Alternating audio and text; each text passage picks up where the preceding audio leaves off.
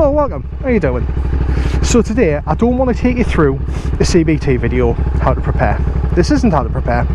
This is what to do when things go a bit iffy on your CBT. When unexpected things happen, when you make mistakes, when the bike doesn't do what you want it to do. These are a list of some common things that might go wrong. Additionally, I've got a little segment where I want to show you exactly how the half click into neutral works, where that is on the bike visually, how you should be feeling for it. So hopefully I can show you a little bit about that as well. Okay, I love you.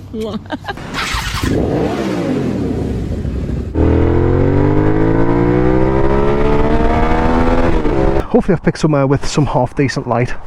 So some older schools have carbureted bikes. Some carbs are fuel injected, which means that there is a little computer which works out how much fuel they to add in at any given period of time, including on startup. On carbureted bikes you don't have that, it's a bit more manual. On startup, what we can do is use a little lever here, which can control the amount of fuel and air coming into the system. So this lever goes from this position as far away from me and comes all the way to here. So usually when you start up a bike on a warm day, we don't really have to worry about the choke. You just turn the engine on, so you turn the ignition on, press the starter switch as long as you're in neutral, and it'll up and go. It's cool.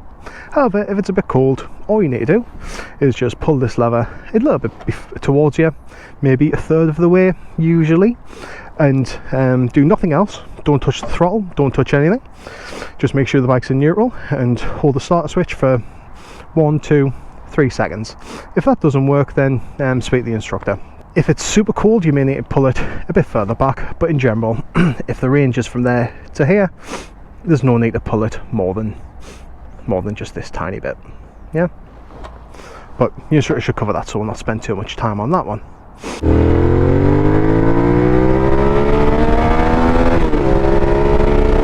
So you'll be aware that when we turn the ignition on, you have some lights that come on most bikes anyway.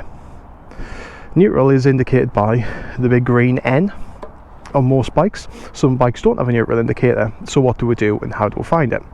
Well, you'll probably be aware of the half click between first and second gear in your neutral. Again, that's on pretty much every single starter video.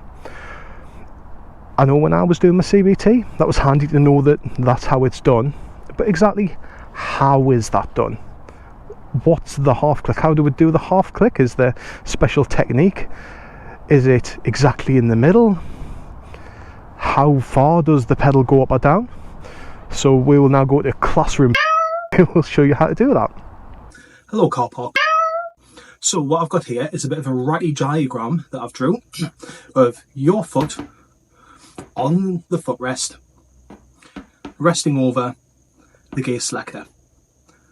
So with the clutch in, you can press firmly all the way down, and that will take us down one gear if there is a gear available. For instance, from third to second gear, or from second to first. If you hook your foot underneath with the clutch in and pull firmly, you will go click all the way up to this top position.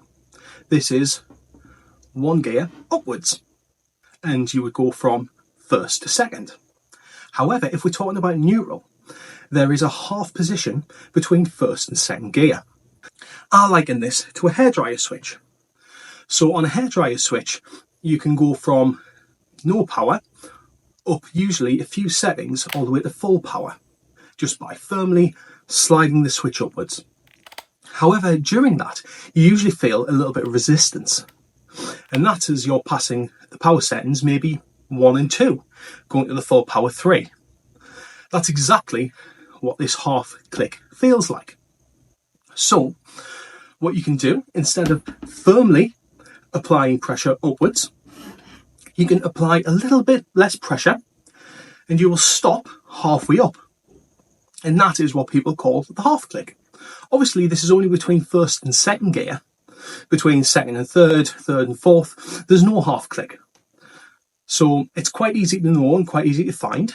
If you want to find neutral, click all the way down to first gear and then just apply slightly less pressure, not going to the full extent of the range, and then you'll end up in neutral.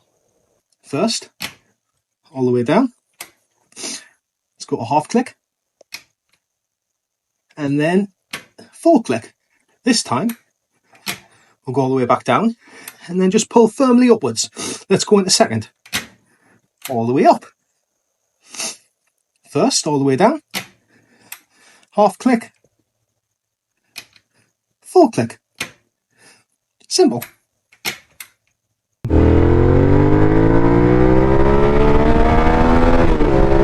You've been out with your instructor, you've done a couple of circuits around, you've ridden in a straight line, everything's fantastic. Great. So you've came back, done a nice little stop, turned the engine off, debrief your instructor, and you're ready to get on your next lesson.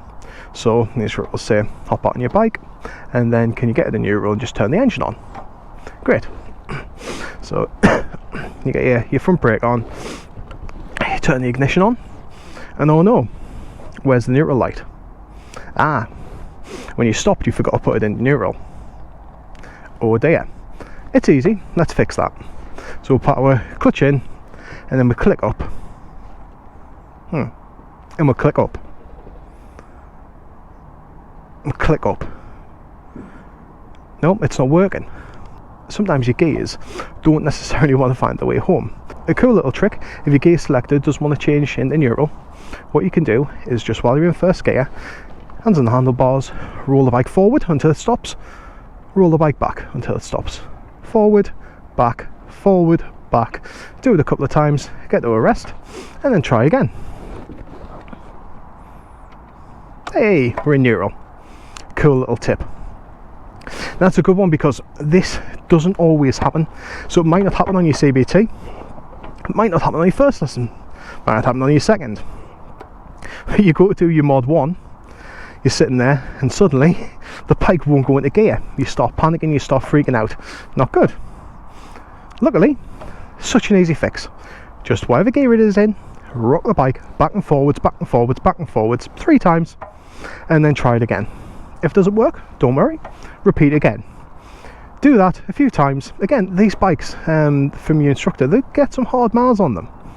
So you've got to expect that sometimes there might be little niggles. And again, this is a 20-odd-year-old bike. She sometimes does it, it's fine.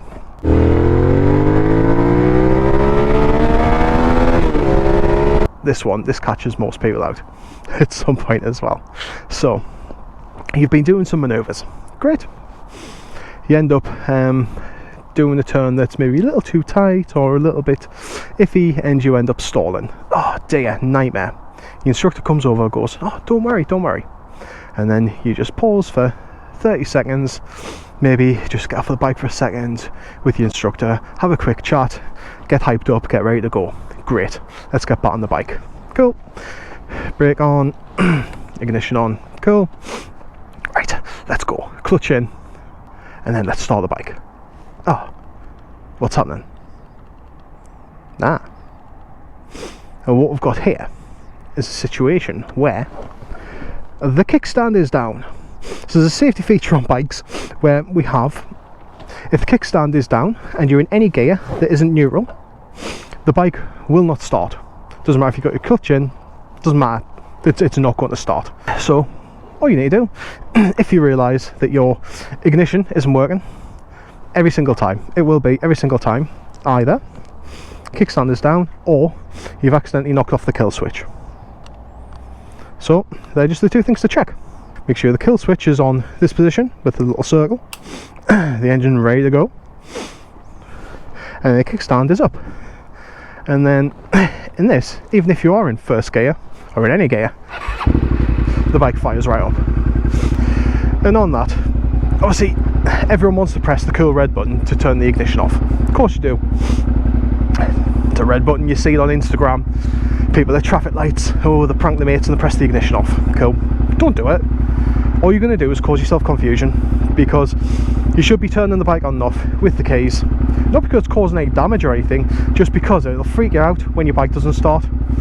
Because again, not the kill switch off, I've got my neutral indicator, me lights are on the bike, everything says this bike should go, clutch in, power on, nothing. I need to press the kill switch for the bike to start up. So just don't use it. It's for an emergency. Use it in an emergency.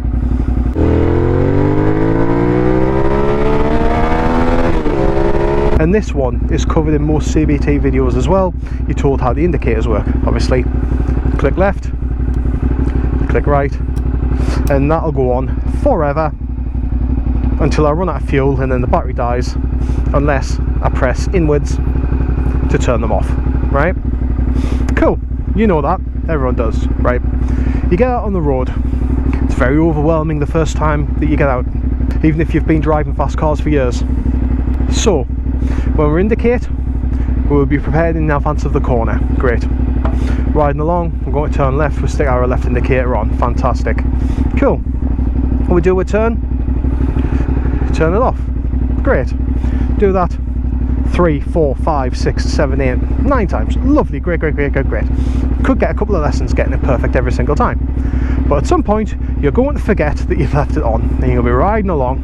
And looking on this SV, my indicators are very easy to see when I'm riding, even if I'm in this position when I'm riding, and see them very easily, right?